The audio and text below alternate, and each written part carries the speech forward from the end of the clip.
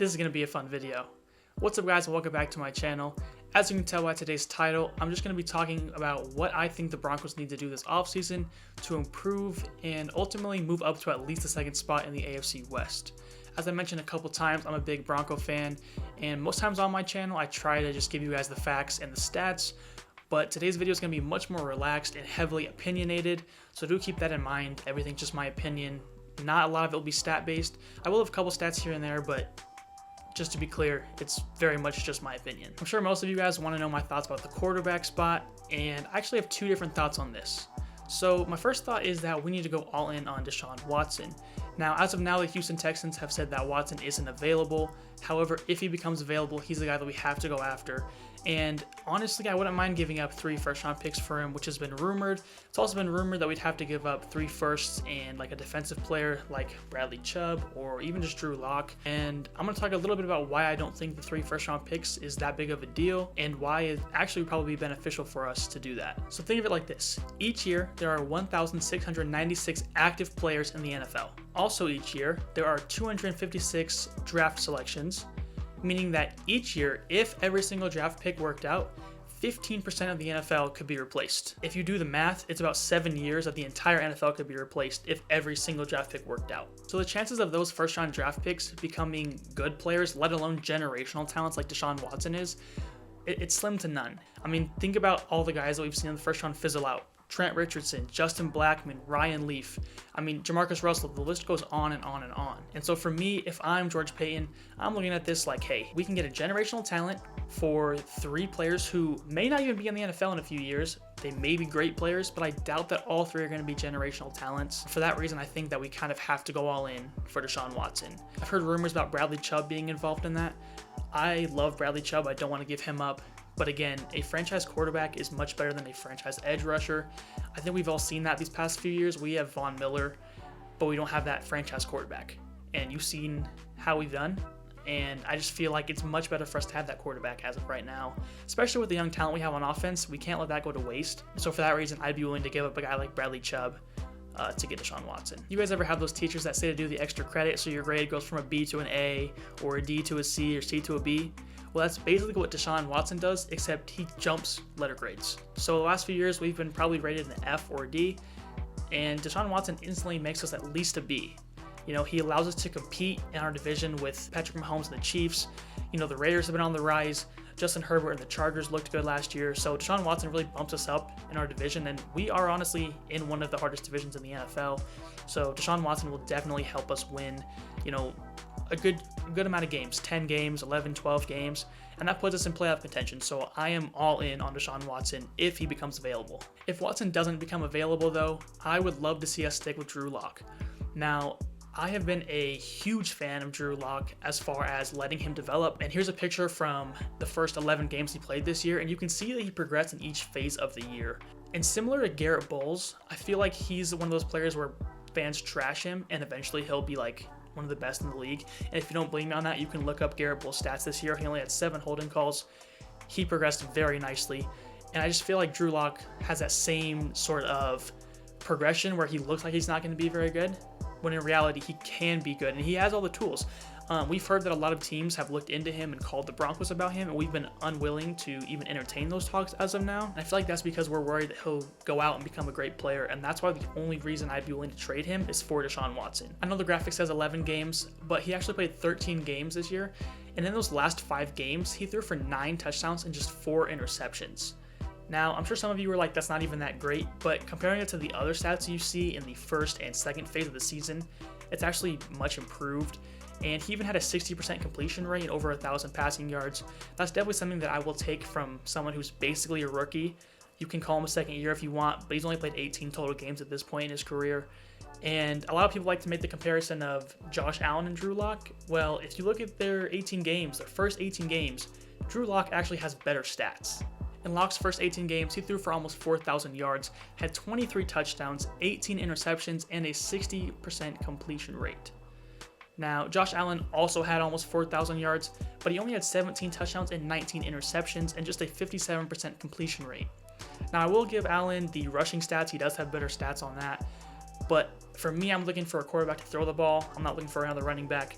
So when I'm looking at this, I'm like, Drew has actually played better, yet people choose to just overlook that. And I think a lot of times they look at Josh Allen's progression in year 3. Well, you have to understand, Josh Allen played almost 3 full seasons at this point. Drew Lock has barely played a season, especially now. The NFL's going to be playing 17 games in the regular season, and Drew Lock's played 18, so he's barely played over 1 full season. And so for that reason, I don't feel like we can just give up on Drew Lock unless we get that talent, like I said about Watson. And you have to factor in too, this is with an awful play caller like Pat Shurmur. And if you don't believe me, please go watch some games. Pat Shurmur is one of the worst offensive coordinators in the NFL, at least as of last season. I mean, just watch the Broncos games last year. Go watch the Carolina game. You can see a clear difference where Shurmur let Drew do what he wanted to do, and he capitalized on it. He threw for 4 touchdowns, no interceptions. I mean, just look at it. He's allowing Drew to take shots. But then in the other games of the season, he's throwing these little 4-yard passes, these comeback routes for 3 yards on 3rd and 7. We're running the ball up the gut when it's 2nd and 20. Like, I've never played football, guys, and I've predicted so many plays this year, strictly because I'm aware that Pat Shurmur is so conservative. And so I feel like if we allow Shurmur and Locke to get on the same page and allow them to progress together and take those shots downfield, Drew can actually be a great quarterback in the NFL. Again, if we can get Watson, I want Watson, but I'm very high on Drew Lock as well. And if you look at it from an unbiased standpoint and just really watch the games, you can clearly tell that Shurmur's a problem, and he'll come up later again when I talk about the running back situation. But Drew Lock is definitely my second bet for quarterback. Outside of the quarterback position, though, the main guy I want us to re-sign is safety Justin Simmons. He hasn't gotten the respect he deserved over the last few years. I mean, come on, you guys see the stats. He deserved to be All-Pro this year, got snubbed. He deserved to be Pro Bowler last year, got snubbed. I mean, he's graded the highest since 2019 by PFF with a 90.5 grade. He was tied for 4th most interceptions in the league this year with 5. It's time we start paying him like the top safety that he is. The next guy that I think we need to re-sign is Shelby Harris. And he's actually in a similar situation to Justin Simmons in that he's one of the most disruptive players on the football field. However, he doesn't ever get the respect he deserves. To show how good he actually is, I have some stats for you, and I had to make sure I read them off the page because I just want to make sure that you guys understand how good this guy is. Now, PFF, you know I like to use PFF grades. He was graded top 10 among interior defenders in both overall grade and pass rushing grade, and top 20 among defensive tackles in run defense. The dude's graded high, he bats passes left and right, he literally wins us games. I don't know if you guys remember a couple years ago, he won that game against the Pittsburgh Steelers by, I think it was picking off Big Ben just because he just put his hands up. Like, the dude's one of the best in the league, and yet he never gets talked about. And for that reason, I feel like we actually have to start paying him now before we let these guys walk. I feel like we have a history of signing these guys or drafting these guys, and then instead of paying them like they deserve to be paid, we let them walk, and then we suffer because of it. And I would hate to see that happen with a guy like Shelby Harris or Justin Simmons. So if there's 2 defensive players that we need to sign, it's those 2 guys. Another guy we should explore re-signing is safety Kareem Jackson. He and Justin Simmons are one of the best safety tandems in the league. However, Jackson is currently 32 years old, going on 33 by the time the season starts, so I wouldn't want to pay him a bunch of money. If he's willing to take a pay cut or take a smaller contract, I would totally be down with him re-signing with us. However, if that doesn't happen and he wants more money than he's really worth, we're going to have to go out and get another safety, maybe in the draft or free agency, but I would love to have him back. I would also like us to go after a coverage linebacker, someone like Devontae David, although that's a bit of a stretch. I don't think that's going to happen at all, but we need someone who can cover Travis Kelce and Darren Waller for 4 games a year. And I just don't have a lot to say about that because I don't think it's as high on my list. I think Josie Jewell can get the job done, but I would love to see us upgrade at that position this offseason. Now, let's talk about Von Miller. Von is a guy I want to keep around, and this is something that I have gone back and forth with where we only can keep him around if he takes a pay cut. That's just the reality of it, and if that happens, I believe we should re-sign him or extend him or whatever we have to do to keep him, because at the end of the day, let's say he becomes Von Miller 2015 again, right? Now we have one of the best pass rushers in the league. But if not, he's there to coach up Malik Reed and DeMarcus Walker for when Von retires. And that to me is very valuable. If you guys kept up with his social media, not this offseason, but the last offseason, he looked better than ever. He was grinding hard all the time. He looked hungrier than ever, and I was personally extremely excited to see him return to that 2015 form because it seemed like that was what was going to happen. Obviously, he was sidelined with an injury, but I'm kind of excited to see, what player he's going to be. Is he going to come back and, like I said, be that 2015 Von Miller? Or is he going to come back and be that 2019 Von Miller where he's good, but he's not anything, too crazy or special. But either way, I can see it as a valuable opportunity for us because we either get a great pass rusher or we get a great teacher from Malik Reed, and that's only going to help him in the future. So I would love to keep Von. This is something that a lot of fans disagree with. They want to cut him to save money, but if we can get his contract down to save us money, maybe get Sean Watson, just throwing it out there, or some other great players, I think we should keep Von Miller. The next defensive position that we desperately need is cornerback. Now, we need at least 2 of them, if not 3, and there's some valuable prospects in the draft that I would love to look at if we don't trade that number 9 pick. The first being Caleb Farley, I think it could be a great fit, and the second being Patrick Surtain, I think it's how you say his name. Obviously, we have Bryce Callahan, who when he's healthy, he's one of the best in the league. The numbers show that, the PFF grades show that, but that's just it. He had trouble staying healthy, and then alongside him, Devontae Bosby and Michael Ojemudia, they both played, decently well, but it was nothing like incredible. They still got burned quite a bit, and yes, I understand they're young guys. I'm not expecting them to play like, Aqib Talib was in 2015, but it's just one of those things where we have to get better. On top of that, we're very injury depleted at that position. There was 1 week where, actually it was a 2-week span, where we lost 5 cornerbacks, 4 of them to injury. I'm not going to include AJ Boye's suspension in that. So in the 2-week span, 4 corners due to injury. And we just need depth, man. We got burned in that Falcons game because we didn't have corners. We just didn't. And so if we can go out and get 2, 3, maybe even 4, somewhat quality corners, we're going to be in a good position next year. But if we don't want to go the draft route, a guy like Desmond King from the Tennessee Titans would be a great free agent pickup. He was a beast in San Diego, I guess technically Los Angeles. He was a beast with Tennessee. And if he comes here, he'll likely have to cost a little bit more than those draft picks. But it might be worth it. Maybe we give him a 1-year prove-it deal or something like that. I don't care how we get him. We just need cornerbacks, desperately. We also can re-sign Will Parks, who can play corner, safety, inside linebacker. He probably could play head coach if he wanted to. But it would still be nice if we had those dedicated lockdown corners. That way we can move Will Parks wherever he needed to be and wherever we need him for that game. Moving on to the offensive side of the ball, I believe we need to re-sign running back Phillip Lindsay. Now, I'm sure you guys are thinking, he only had 502 yards in 11 games this year. Why do we need to re-sign him? Well, if you look at the 2 seasons he was in the NFL before Pat Shurmur came to the Broncos, he was a 1,000-yard rusher. He averaged just over 5 yards per carry his first year, over 4 yards per carry his second year, and yet here we are, and he's still averaging over 4 yards a carry, but he only has 502 yards. His production got cut in half when Pat Shurmur got here. Now, I told you guys I'd bring Shurmur back up because if you watch the play calls, he doesn't understand that Phillip Lindsay is a speed back. He's not a power back, never has been and never will be. And if you watch his first 2 years in the NFL, when we paired him with Royce Freeman, it was a great 1-2 punch combo, similar to Mark Ingram and Alvin Kamara early on in their Saints days. But Shurmur got here and seemed to think that small little, 5 foot something Phillip Lindsay can be that power back, and it's just not happening. I specifically remember there was a game, I wish I remembered who it was against, but it was 3rd and 3, it may even have been 3rd and 2. We had Melvin Gordon in the game for first down and second down, right? So naturally, we need to pound the ball and get 2 or 3 yards to get the first down.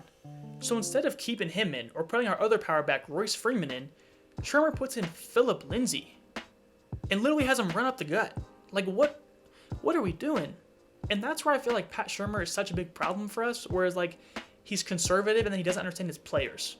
And when you pair that with Phillip Lindsay's production gets cut in half when Pat Shurmur gets here, you can't tell me Shurmur's not an issue. And so I feel like we need to re-sign Phillip Lindsay because he has that potential to be a great back in the league, and we can get him on a low salary after a underwhelming year. But him and Pat Shurmur have to get on the same page. More so Shurmur just has to understand how to use him, because otherwise, why do we even have him on the team if we're just going to use him as a power back when that's not what he is? You know what I mean? So I want to see him back. One of my favorite players on the team. He's a fan favorite as well. He's undrafted. But Shurmur and him just have to get on the same page. I really feel like Phillip will come out and have something to prove this year, and that will force Shurmur to open his eyes and see what Phillip is actually good at. And if that happens, then we're going to get a great running back on a great price, and that 1-2 punch with him and Melvin Gordon, or depending on if we even keep Melvin, him and Royce Freeman will be back, and they'll be great once again. But yet again, Pat Shurmur has to open his eyes and understand how to use Phillip Lindsay, because as a fan, it is very aggravating to see him being used as a power back when he's just not. Outside of the roster changes, we need to fix our drop issues Yes, Jerry Jeudy, I'm looking at you specifically. Drew Lock was affected the second most of any quarterback in the NFL last year, with 59 expected points lost due to drops. And there were 6 games that the Broncos lost by 1 score. And if you add those losses up, we lost by a combined total of 24 points. Now, I completely understand those drops didn't all happen in those losses, but you see what I'm getting at. We're losing games because we can't hold on to the football. There were times where, the Chargers game, Jerry Jeudy dropped, 8 or 9 passes. There was one game, Deshaun Hamilton had the ball in his hand and popped it up. It got intercepted. So now it goes against Drew Lock, when in reality, Deshaun should have caught it. And it's just like, we have to fix drop issues. We're leaving points on the board, wins on the board.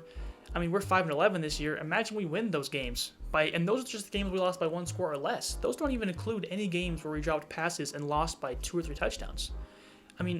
We could be 11-5 right now, but instead we're 5-11. So we just have to fix drop issues. I feel like Jerry Jeudy is going to do a great job working on that this offseason.